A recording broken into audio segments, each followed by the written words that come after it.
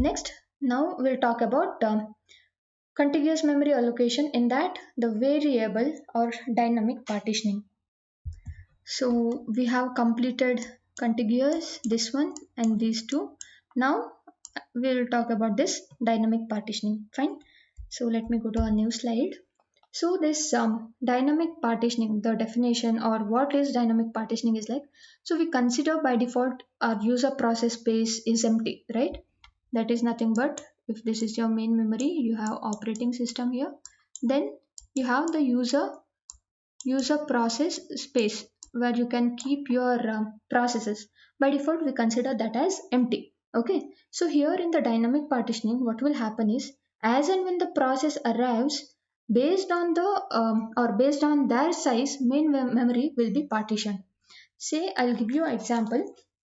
Say suppose okay, this is your main memory, you have operating system here. Fine. Say suppose now you have four processes. Okay, p1, p2, p3 and p4. Say p1 size is 5 MB, p2 size is 10 MB, this is 7 MB and p4 is 20 MB. So say suppose all together when you add these things, you will have 42 MB. Okay, and say suppose our user process space by default it is empty, right? So say suppose that is of 50 MB. Okay, so you have 50 MB space free in this user process space, and say suppose four processes have arrived in the system. Now they want to be executed. So according to your dynamic partitioning, what will happen is, as and when the process arrives, based on their size, process size, your main memory would be allocated. So p1 it requires 5 MB, that means p1 is given 5 MB, p2 is given 10 MB in the main memory, p3 is given 7 MB and p4 it is given 20 MB, right? Out of 50, altogether we have given 42 MB in your for the process in your main memory. So here size of each hole, it is equal to the size of the process. Okay, the size of each hole or the fragment, it is equal to the size of the process, right? So now say suppose you have one more process, say p5. Okay, now you want to keep this p5, say suppose it is of 10 MB. The size of process p5 is 10 MB. So can you keep this 10 MB process in this main memory?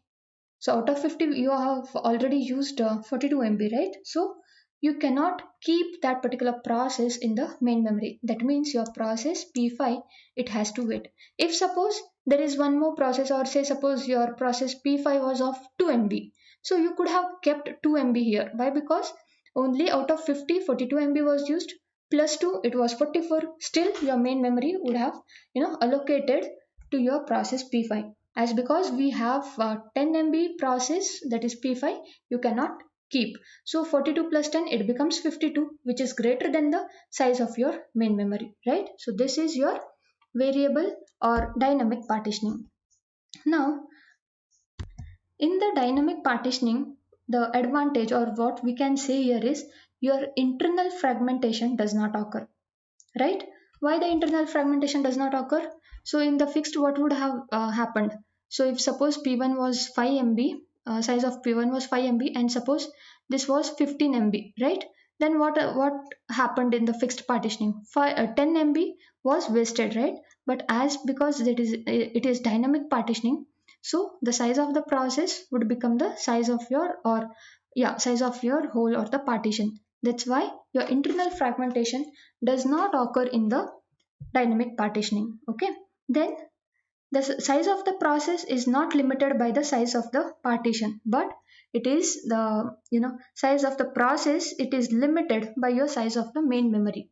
That means this main memory, it is not divided into some fragments like 4 or 5 partitions. It is not divided like that in dynamic partitioning. So you can keep multiple process in the main memory, but how many process you can keep, it depends on the size of your main memory. So altogether, if you can keep 10 process in the main memory, that means your main memory size should be greater than or equal to the total size of the processes. Okay, then again one problem here is the external fragmentation, it will be still present. Why that will be present? I'll consider the same example here, same diagram here. Say suppose P1, which is of 5 MB, say suppose it has terminated. Okay, it has terminated in the that means this process or this 5 MB is now available, right? So 5 MB was here available. Now say suppose 5 MB here it has been terminated or it is free. That means 5, this 5, whatever P1 was allocating first, that 5 plus the total size of your main memory was 50 MB, right? But how much you had occupied? 42 MB, right? So what was the difference for 50 minus 42? It is 8, right? Okay, so 5 plus 8, now you have altogether 13 MB free in your main memory. So now this process P5, which is of 10 MB, it can be kept in the main memory. Is it true? Can you keep P5 in your, which is of 10 MB in your main memory? Altogether you have 13 MB free, right? So you can keep this P5 which is of 10 MB, right? But if you think you can keep P5 in the main memory, then you are wrong. Why? Why? Because we are discussing continuous memory location. Contiguous memory allocation. That means this free space 13 MB, it should be at one particular or continuous location. So it is 8 MB is free somewhere, 5 MB is free somewhere. That means you cannot keep any process which is of less than that particular total size. Okay, if it was non-contiguous we could have saved, but as we are dealing with the contiguous memory allocation, we cannot still store this P5. Okay, that means your external fragmentation, it will be still there in your dynamic partitioning. Okay, now let us specifically talk about the fragmentation, right? So as process are loaded or removed from your memory, the free memory space is broken into small pieces. So in this way, the memory space is used inefficiently so that the capacity or the performance of the system may be degraded. So sometimes it happens that the memory blocks cannot be allocated to a process due to their small size, and your memory block it becomes or it remains unused. So this problem we call it as fragmentation. So there are two types of fragmentation. One is internal fragmentation and the next one is external fragmentation. So first we'll talk about internal fragmentation. Okay, so again we have seen this one. Let me give you an example. We have 4 process of say suppose 9 MB, 3, 14 and 2. So your internal fragmentation, it occurs in the fixed or static partitioning, but external fragmentation occurs both in the fixed and dynamic partitioning. Okay, so say suppose this is our main memory, we have operating system here, and say suppose now we have process P4 which is of 2 MB, right? So can you keep 2 MB process in this main memory? No, right? Even if your process P2 has wasted 2 MB, we cannot allocate this P4 in this 2 MB location. Why? Because we are dealing with the contiguous memory location and the size of the partition is fixed and it is already been allocated to P2. So we cannot further divide that one particular fragment or the whole. So this wastage is internal to your fragment. That's why we call it as internal fragmentation. So if you consider external fragmentation, say suppose again we have 4 processes of size say 9, 3, 4 and 2. Okay, then say suppose if this is your main memory operating system and you have say this partitions here. Now say suppose P1, okay, the size is again 10, 5 and 15 here. So basically P1 you keep here, that means 9 MB, you have 10 MB, 10 minus 9 is 1 MB is wasted. P2 5 minus 3 2 MB is wasted. Then 4, right? So sorry, this is 14, right? So P3 you keep here, 15 minus 14 is 1 MB you have wasted. So now what is external fragmentation is that even if, so whenever you check the total memory wasted or free. So it is 1 plus 2 plus 1. That means 4 MB of memory has been wasted by your three processes. So you have a process P4, right? So P4 is of 2 MB and the total available memory is of 4 MB.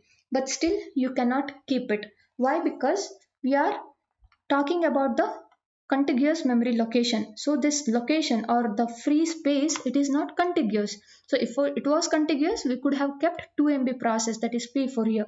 But right now we cannot keep it. Okay. So all the available space is fragmented. This available space or the wastage space is fragmented across different parts of your main memory. So this we call it as external fragmentation. So there is a solution to your external fragmentation, and that we call it as compaction. Okay, so the solution for your external fragmentation, we call it as compaction. So in compaction, the goal is to shuffle the memory contents so that you place all the free memory or the wasted space in a one side. That means it would create a large block. So this process P1, P2, P3, it can be shifted upwards or here downwards, so that whatever these wasted spaces are there or free spaces are there, they can be kept one side. So altogether at one side we would get 4 MB of free space, so that another process can come and execute, or it can be allocated to some process, right? So this compaction is always not possible, and this compaction can only be possible at your runtime or the execution time. So this becomes expensive. So another possible solution for your external fragmentation problem is to permit the logical address space of the processes to be non-contiguous. That means it allows a process to be allocated in the physical memory wherever such memory is available. So these two can be the solution for your external fragmentation. Okay. That's it for today. We'll conclude our session. Thank you.